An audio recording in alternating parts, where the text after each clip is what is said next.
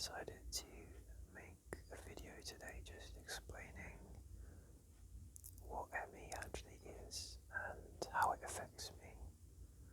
So the video that I made last actually received a fair number of views, which I didn't expect, and it occurred to me that I didn't really, because I hadn't really planned that video to reach as many people as it did.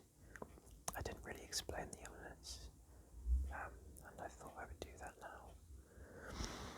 So forgive me for whispering, but it means I can effectively talk for longer.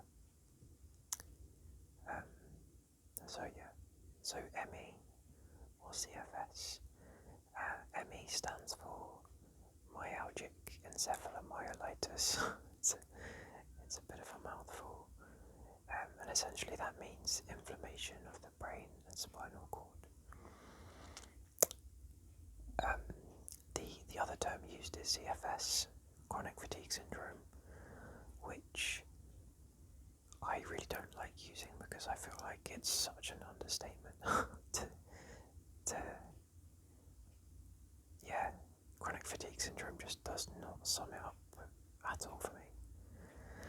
So the World Health Organization, they say that ME is a predominantly neurological disorder, so one of the nerves and the nervous system. But they do realise or recognise that there are probably components of the immune system and of the endocrine system, which is the hormonal system, that interact with that. So I'm on board with the World Health Organization, but I do know there are small pockets of people with a different school of thought. But I now, having gone through this to the point where I'm bedbound like this, I'm pretty sure it's neurological disorder with clear immune system components in my experience. But I think it does vary from person to person. Everyone's different because I think the illness is a sort of multi-system illness. So yeah,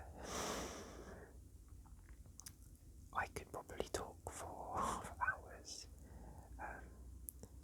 in terms of how much I have to say, but I am very limited physically in how much I'm able to actually say. So just moving briefly on to how it affects me. I'm not going to go through my timeline of the illness because that would take me quite a few years, I think. But in terms of what it is like every day, for me it's the pain. That is the real issue.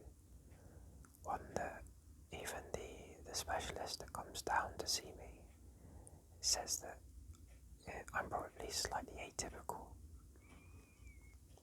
in terms of the presentation of symptoms that I have. But for me it's the pain, and it's the pain in my head and down my spine. And it goes into my arms and legs, but predominantly my head and my spine. It's a sort of crushing pain. It's sort of suffocating. It just makes you sort of immobilizes you, partly out of fear and partly because it hurts. But the fatigue for me has always been one step behind the pain. And I have to just mention that the fatigue is nothing like being tired. I've heard it so many times, I get tired when I do this or that, or I've been tired before. It's like, it's not tiredness. It's a different, I don't know, it should have its own special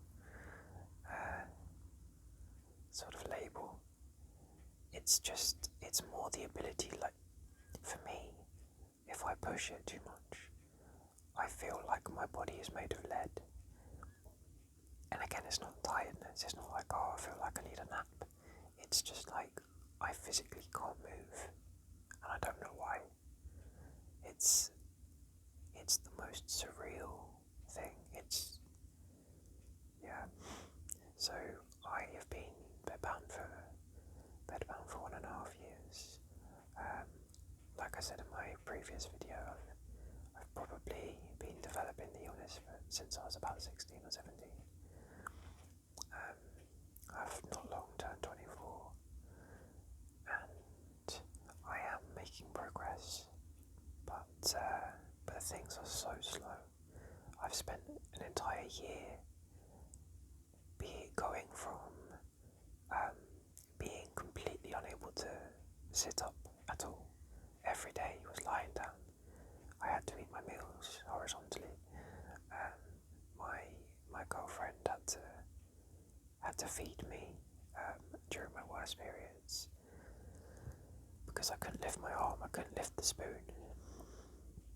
It's taken me a year to get to where I am, which is sitting up for about 30 minutes for every meal, and I'm doing some stretches and things like that. But it's incredibly slow. It really, really is. And yeah, I was pretty overwhelmed at the lack of a game plan from my doctor or the specialist that comes to see me. It's just like, we don't know what to do. I applied to go to a clinic in Leeds which take severely ill people like me and specialise in rehabilitation, which is exactly what I need, but I was declined the funding several times now. So yeah, I don't really know what the future's going to hold, but I'm really so grateful for the positive response after my last video. Really, really appreciate it. It feels amazing that these videos could help people, or at least spread awareness. So yeah, thank you so much. I hope this has sort of helped you if you haven't really heard of the illness before. Please feel free to like or share and subscribe. And yeah, I can't reply too much